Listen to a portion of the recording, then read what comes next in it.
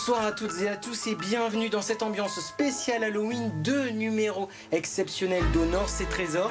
Voilà, à quelques jours d'Halloween, on avait envie de vous inviter avec nous sur ce plateau un petit peu hanté. Alors bon, on va célébrer les fantômes, les lieux hantés. Mais même si on a ce petit décor, ces lumières qui vont maintenant changer parce qu'on a 2 invités en plateau. C'est une mise en scène qui ne rend pas honneur à nos 2 invités, à nos 2 travailleurs enquêteurs du paranormal, Gladys Dubois et Philippe Crétal. Bonsoir à tous les 2. Bonsoir. Bonsoir. Vous êtes créateur de l'agence ALRP 2.0, comme ça vous allez pouvoir me dire ce que c'est que ce ALRP 2.0. Eh bien l'ALRP 2.0, c'est l'agence Lille Recherche Paranormale, une auto-entreprise qui est issue d'une association qui était l'association Lille Recherche Paranormale. D'où le 2.0. D'où le 2.0. Eh bien je suis très très heureux de vous avoir tous les 2 en plateau. Vous êtes nos 2 spécialistes de l'étrange, on va le dire comme ça. Merci beaucoup. On va vous proposer durant ces 2 soirées de découvrir des lieux qui sont hantés ou magiques avec Théodore Anjon qui sera un petit peu partout, vous verrez. Il a crapahuté dans tout le Nord et le Pas-de-Calais. On va vous proposer aussi de découvrir les meilleures potions magiques pour Halloween. Alors, avant de pousser la porte du phare de Calais, où vivrait le fantôme Marcel, j'ai une petite question à vous poser à tous les 2. Pour vous, quel est le lieu le plus hanté que vous avez pu visiter dans le Nord-Pas-de-Calais ? Alors, me concernant, ça reste dans le Nord-Pas-de-Calais, ça reste le château d'Ardelot. Pour lequel vous aviez livré des conclusions en 2021. Tout à fait, en 2021. Alors, c'est une enquête qui s'est faite en 2 fois. La première avait été d'un calme olympien. La seconde avait été beaucoup plus dynamique, beaucoup plus de résultats, et elle nous avait permis de pouvoir sortir une conférence qu'on avait proposée à ce moment-là au château d'Ardelot. Et on y reviendra. Et pour vous, Gladys, le lieu le plus hanté que vous avez visité ou que vous aimeriez visiter ou vous êtes enquêtrice du paranormal, mais doucement, vous n'avez peut-être pas envie de tout dire. Exactement. Mais si, je vais quand même vous raconter une petite anecdote. Donc, nous avons visité très récemment un lieu dans la métropole lilloise. C'est un fort. Voilà, donc c'est un fort qui est à côté de Lille. Et ce fort, voilà, il y a eu énormément de choses qui se sont passées ce jour-là. Donc on aura prochainement les résultats de votre enquête. Exactement. Entre des lumières qui s'allumaient, alors qu'on essayait de les timer aussi, des lumières comme ça qui s'allumaient, qui s'éteignaient, des présences et également des énergies qui ont pu aussi nous jouer de vilains tours. De vilains tours. Alors justement, c'est dans le phare de Calais que des vilains tours aussi se sont joués avec aussi une ambiance et une présence très particulière. Le phare de Calais qui s'inscrit même dans les visites touristiques du Pas-de-Calais, dans une ville, donc dans les traditions populaires. Et on va y retrouver justement Théodore Anjon qui a affronté ses peurs pour découvrir le fantôme Marcel.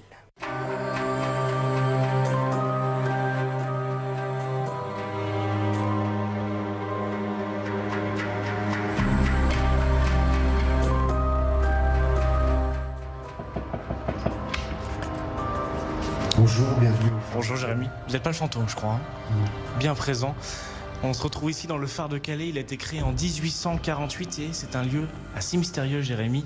Revenez avec nous, vous êtes d'Opale Tour, il y aurait un fantôme dans ce phare.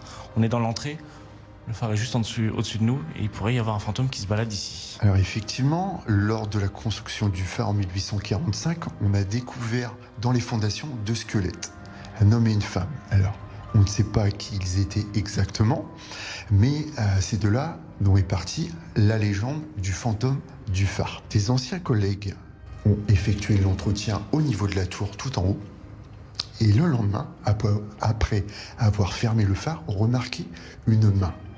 Une trace de main, c'est ça ? Une trace de main au niveau des marches de la tour.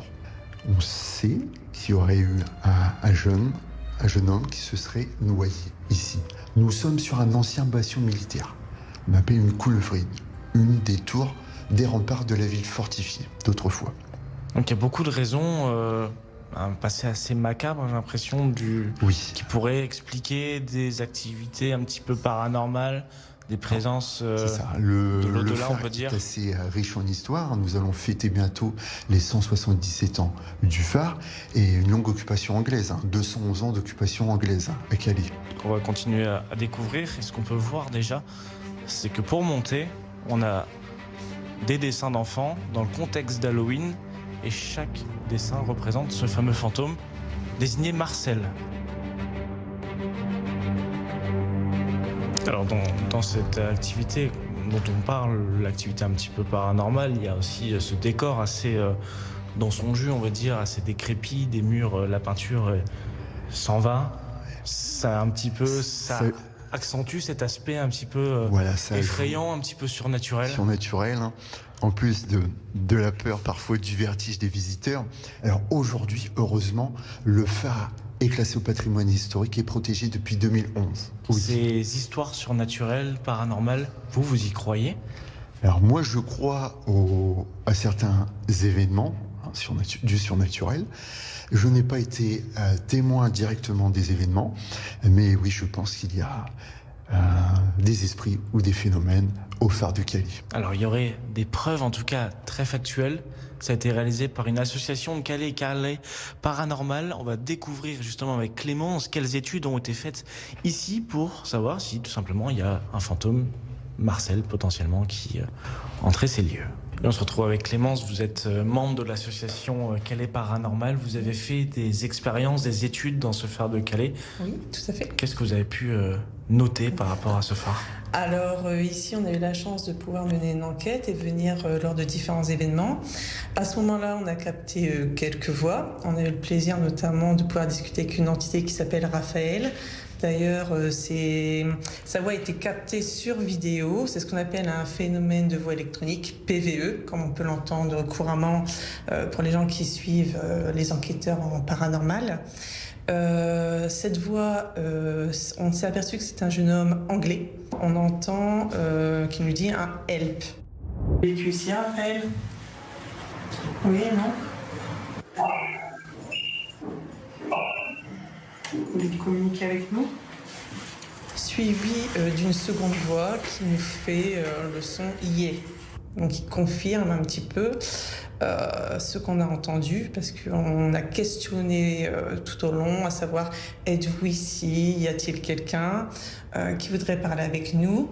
Et on a eu la chance de pouvoir avoir une réponse.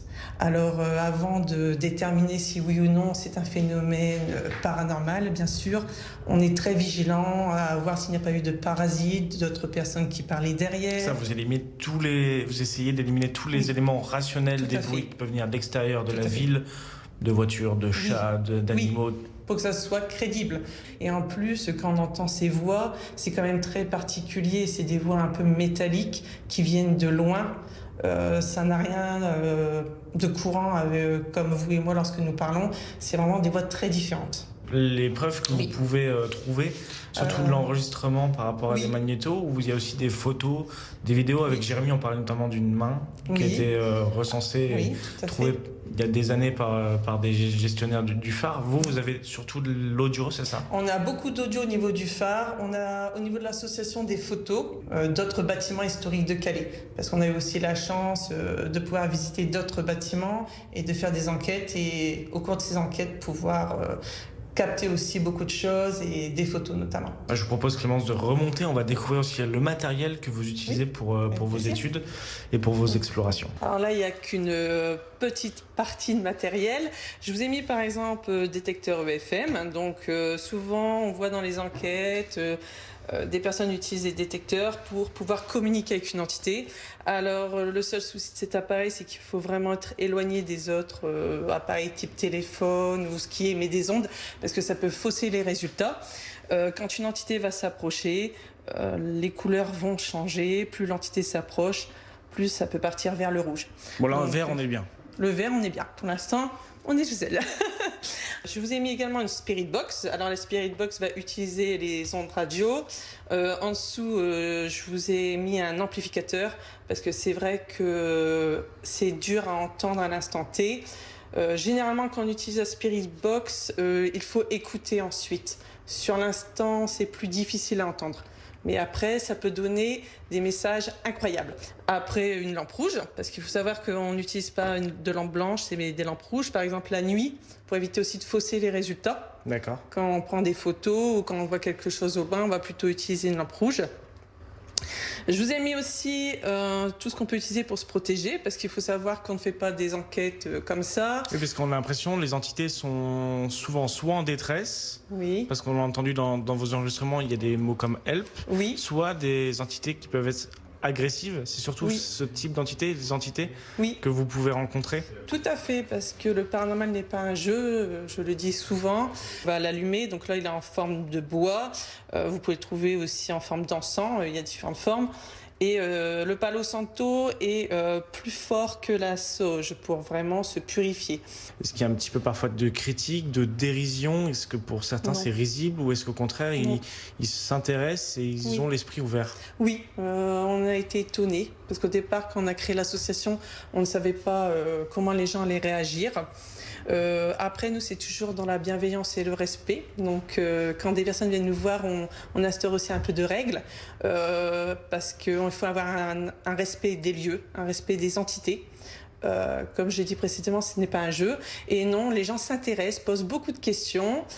Après, ils vont croire, ne pas croire, chacun est libre. On n'est pas là pour faire une conversion paranormale, pas du tout. On est plutôt là pour présenter une passion, présenter aussi des faits, parce qu'on a quand même des vidéos, certaines preuves. Et après, les gens se font leur propre opinion. Au sein de l'association, combien vous êtes aujourd'hui? Elle est créée depuis quand, cette association Calais Paranormal? Alors, Calais Paranormal Tours est créée depuis 1 an. On vient de fêter nos 1 an le 11 septembre. On a plus de 80 adhérents. Merci beaucoup Clémence de l'association, donc on le rappelle, Calais Paranormal Tours. Voilà. Et des visites sont aussi organisées par la ville de Calais, des visites nocturnes. On va voir si on cherche le paranormal aussi. On va en discuter justement avec Priscilla.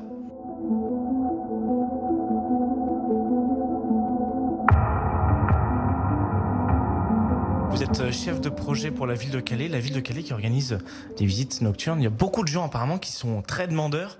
Alors côté patrimoine, mais aussi côté paranormal, évidemment, pour ce lieu. Exactement. Quand on lance la communication sur les réseaux, je dois avoir reçu là récemment 900 mails en 1 heure. Donc effectivement, on organise des balades nocturnes depuis 2023. C'est un succès à chaque fois. On a plus de 3000 personnes en liste d'attente. Voilà, donc ça prouve que le patrimoine et ses mystères et le paranormal intéressent beaucoup de personnes. Et ça se ressent durant les visites, les gens qui sont peut-être très interrogatifs sur qu'est-ce qu'on y découvre, est-ce qu'il y a des petites études, est-ce qu'on peut apercevoir des petits sons par-ci par-là ou pas, est-ce qu'ils sont vraiment attentifs et curieux par rapport à tout ça lors des visites? Bien entendu, alors on a des personnes qui sont plutôt intéressées par le patrimoine, par l'historique, mais ces mystères aussi. Et on propose aussi lors de ces balades d'avoir une petite expérience, donc soit avec une médium ou soit avec des enquêteurs. Les enquêteurs, ça marche assez bien parce qu'ils ont des appareils pour tester. Et sur 10 balades que j'ai faites, il y en a certaines qui m'ont fait un peu peur quand même. Vous y croyez, vous, à la base, à ces histoires paranormales? Et peut-être que maintenant vous vous interrogez? Alors à la base, je n'y crois absolument pas. Je pouvais me balader dans les lieux la nuit. J'ai trouvé toujours des réponses à ce qui se passait autour de moi. Là aujourd'hui, je peux pas dire que ça n'est, je sais pas. Je me pose des questions. Il y a quand même eu des choses qui se sont produites. On a aussi fait des enquêtes et on a retrouvé des gens avec qui on aurait parlé. Et d'autres lieux aussi dans Calais? Alors il y a beaucoup de lieux à Calais qu'on peut venir visiter avec beaucoup de mystères.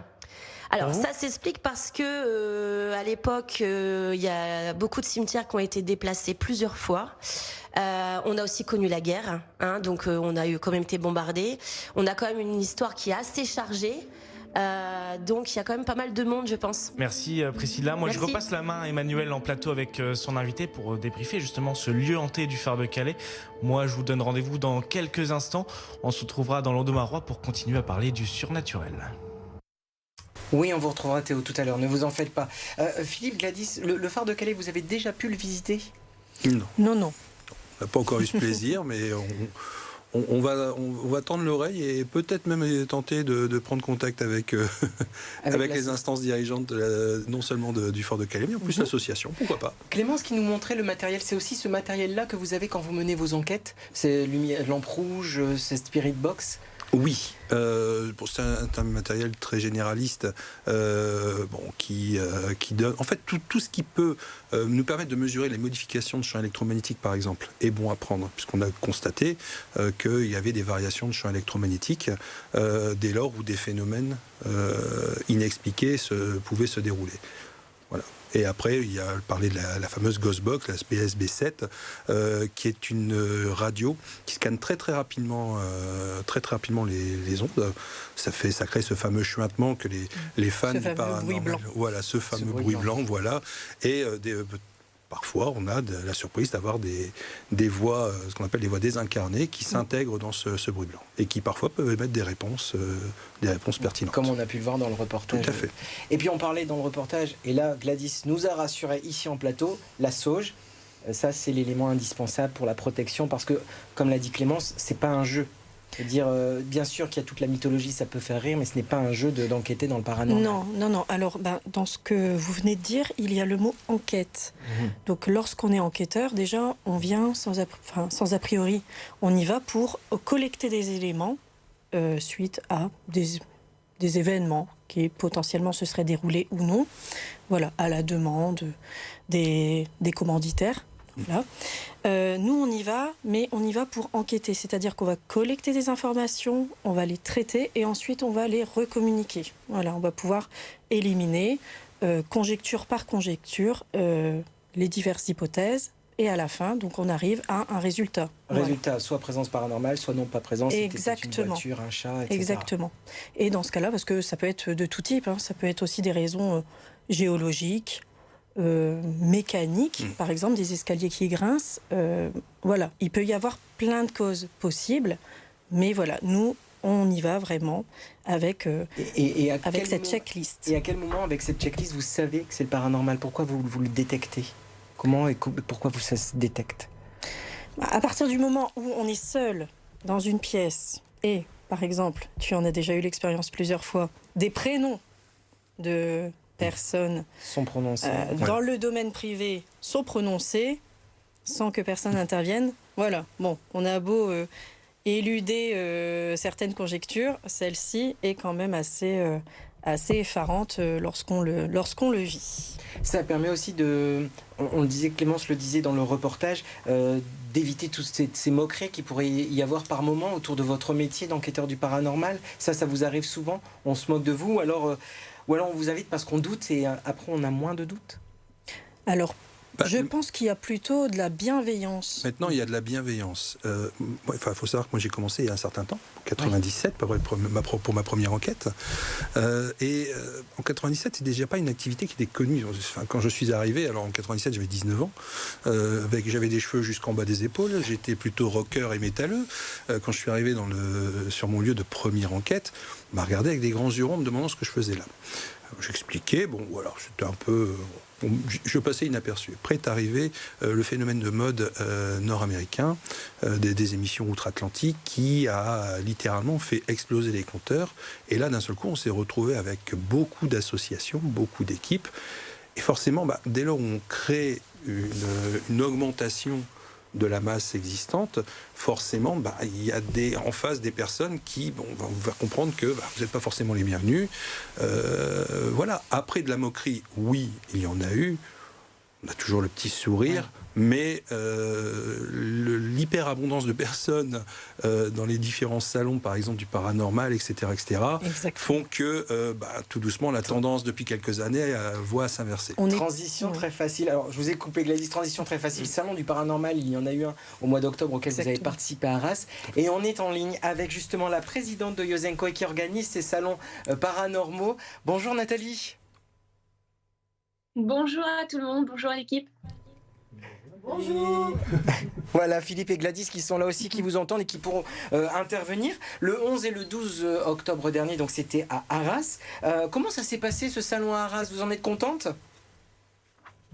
Oui, on a eu énormément de monde, donc oui, nous en sommes contents.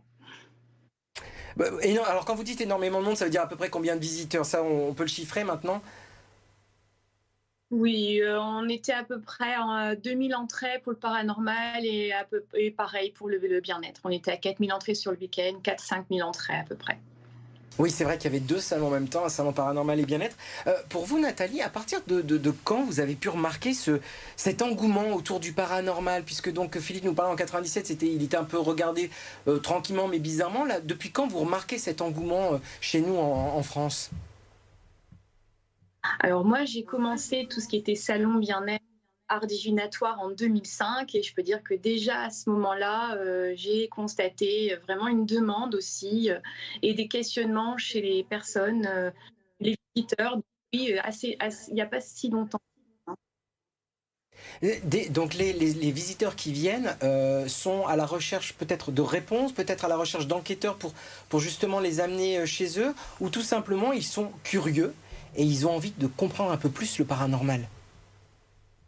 Oui, il y a cette curiosité populaire qui est là. Donc, quand ils viennent sur les salons du bien-être et surtout du paranormal et art divinatoire, on essaye d'assouvir cette curiosité en faisant de l'interaction avec le public.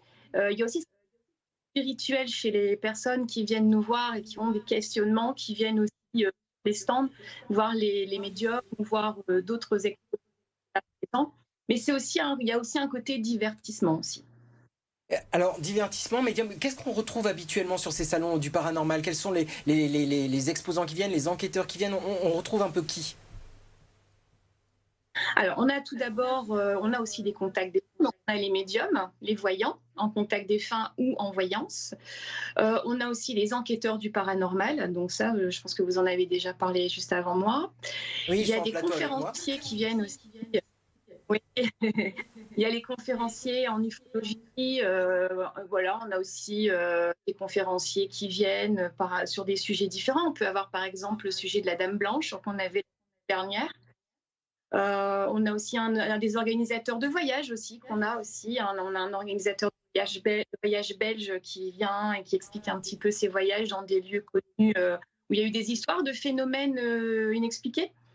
Et on a aussi un hypnotiseur reconnu en France et en Europe et sur notre tournée. Ça prend combien de temps pour installer un tel salon, pour recruter donc les personnes qui vont venir et après donc le préparer? Combien de temps à chaque fois pour préparer? Parce que là donc c'était 2 jours pleins avec beaucoup de visiteurs comme vous l'avez dit, plus de 2000. Ça prend combien de temps? Moi personnellement je mets 1 an, 1 année pour vraiment tout préparer. Qu'on aille de la prospection de la salle jusqu'à la finalité, la prospection des exposants et des intervenants et l'organisation avec les le côté communication également, publicité, moi je me prends 1 an. Communication, parce que vous êtes très actifs sur les réseaux. Alors vous prenez 1 an et donc en plateau on a Philippe et Gladys. Cette expérience que vous avez vécue au salon du paranormal, donc avec Nathalie qui est venue vers vous, comment ça s'est fait? C'est vous qui avez contacté Nathalie? C'est elle qui est venue vers vous? Elle vous entend, alors allez-y, discutons ensemble. Bonjour Nathalie. Alors Yosenko, c'est une histoire, c'est arrivé donc avec le collègue, dans un premier temps le collègue de Nathalie, Eric, qui s'est simplement rapproché de nous, par le biais également de la maison d'édition Terre des Misanes. Oui. Et par la suite, en fait, c'est une collaboration. Je pense que je parle sous ton couvert, Nathalie. C'est une collaboration en fait qui s'est créée, qui s'est développée. Et voilà, nous on les accompagne depuis maintenant quelques années. On peut parler d'années malheureusement maintenant. Et vraiment, nous on vise surtout tout ce qui est salon au-dessus de Paris. C'est une ligne d'est en ouest en passant par Paris. Voilà, on essaye d'être présent un maximum à ces salons. À côté. Voilà. Des activités. De vos activités d'enquêteur. Ouais. Nathalie, une dernière question très très rapide. Dans le salon du paranormal qui avait lieu notamment à Arras, il y a aussi un moment qui est réservé à l'ufologie, donc aux extraterrestres, à Roswell. Vous considérez que c'est du paranormal? C'est le pas de côté? Comment ça entre dans ce type de salon? Alors le paranormal, c'est l'antinormal. Donc Roswell, est-ce normal? Est-ce la normalité?